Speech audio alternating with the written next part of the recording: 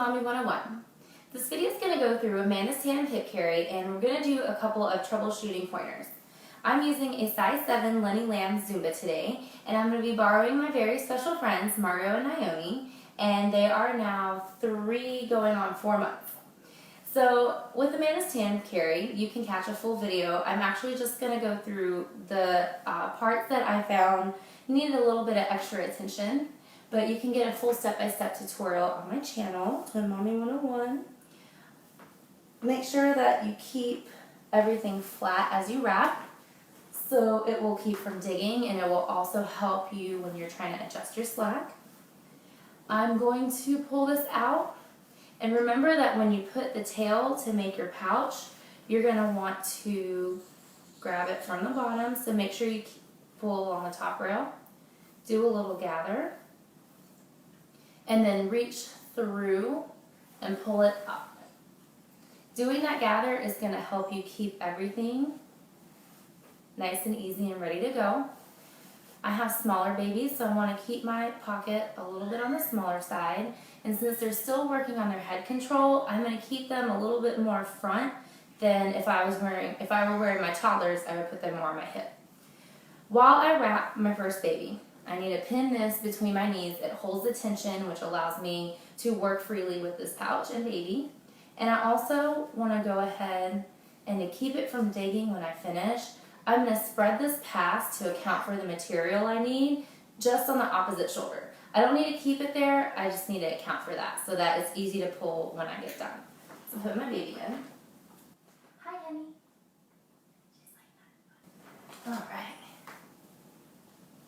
So you want to put it over your shoulder, and you want to slide her into the pouch and lean back just a little bit because they're so tiny. All right. And I'm only going to pull the top rail, get your leg in there, baby, up her back. And that makes it super easy for me to reach between us and make her seat.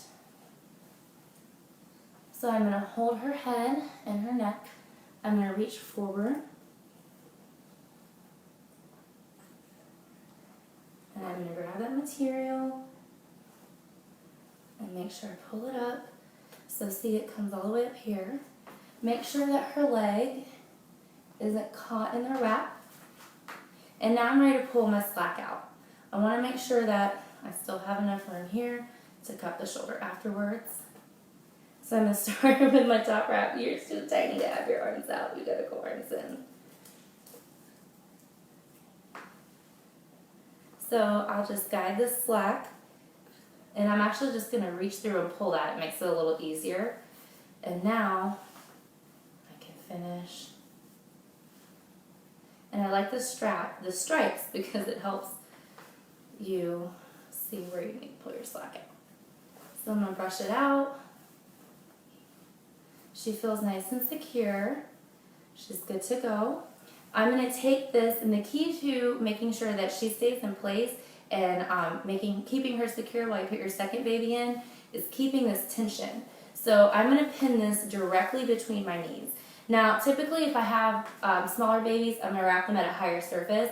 My second baby is sleeping, so I'm going to have her mom hand her to me.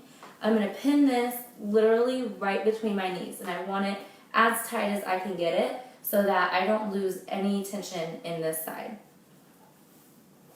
I'm going to find my top rail again. I'm going to do another gather. Do you see yourself on that camera, sweet girl? She's glued to the camera. I'm going to reach in.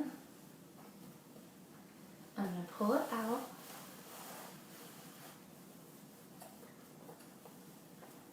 Make sure I keep my top and my bottom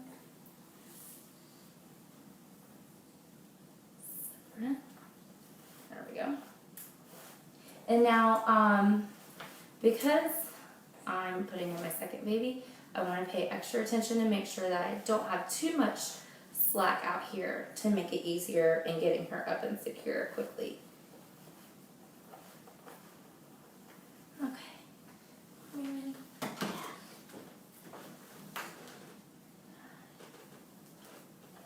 So So the trick to getting your second baby in, you can keep your arm around this baby if you have enough room. Oh, she's getting fiddly. Another thing that you can do, which is what I'm going to opt to do, is I'm going to go around her and put my second baby in. And that's why I paid extra attention to the tension that is pinned between my knees right now. I'm going to pull this up over her. I'm going to go ahead and make us a seat. Before I keep going, she's starting to kind of lean out. I'm just going to... Wrong tail. There we go. Repin that. Can't tighten you until I make your seat. So now I can reach and completely focus on this baby.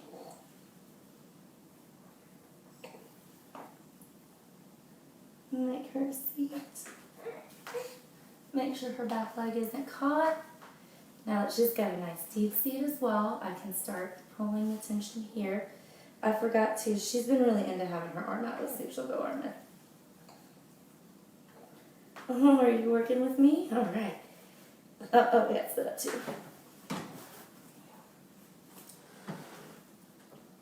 It's okay, we'll make a little bit of a shift.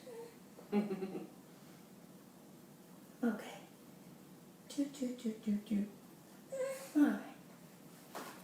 So now she's ready to be tightened. And I'm going to go ahead and again, pull strand by strand. I forgot to pull this out before I put her in, but for the most part, should be okay. So I'm going to go again one more time, just to get any extra tension or slack. So now, I'm going to bounce them. They're actually really, really secure. I don't even have to worry about adjusting them at all. I'm going to go over these top legs, under each back leg. Since it's a 7, I can come around in the front, but I'm going to go ahead and tie this in the back for now. For extra support, especially since they're smaller, I'm going to go ahead and spread this because it's digging. And it also helps distribute the weight evenly. And then the last thing I can do for such small babies, and no, we're going to move in just a second, especially with smaller babies, is to spread these passes over their backs to give them an extra layer of support.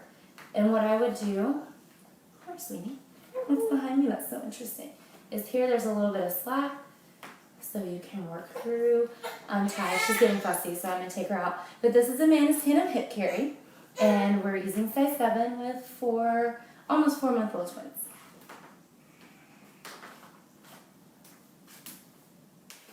For smaller babies, you might find that sometimes they don't have enough head control and you might need a little help so you don't have to constantly hold their head. So I have a little burp cloth and I'm going to show you a little hack. I'm just going to roll this down. We're almost done. And then say for instance I had a smaller baby here, I could just come around and roll this underneath the top rail. Oh, honey. And that will give her a little bumper to give her some head support. That way you don't have to worry about not being hands-free. To take off our babies, I'm going to loosen up my double knot a little bit. And it might be helpful to practice putting them on and off near a bed until you get comfortable with the carry. I'm going to pull these sides down here. I'm still in a double knot. I just loosened it up a little bit. And now what I'm going to do is I'm going to put these back in so that I have free range on my shoulders. I'm going to take her out since she's fussing first.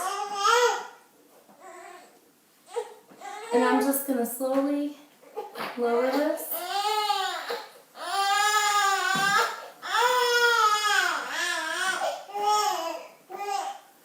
Reach around.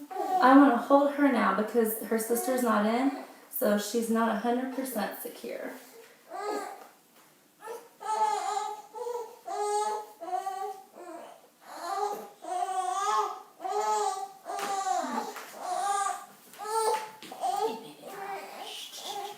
And sometimes sometimes you might find, I can't do it now, but sometimes you might find it helpful to take them off leaning over the bed.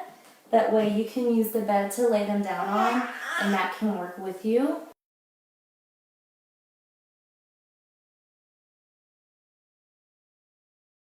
So if I was laying her down on the bed, I could use the bed to work with me and hold her as I lower the wrap.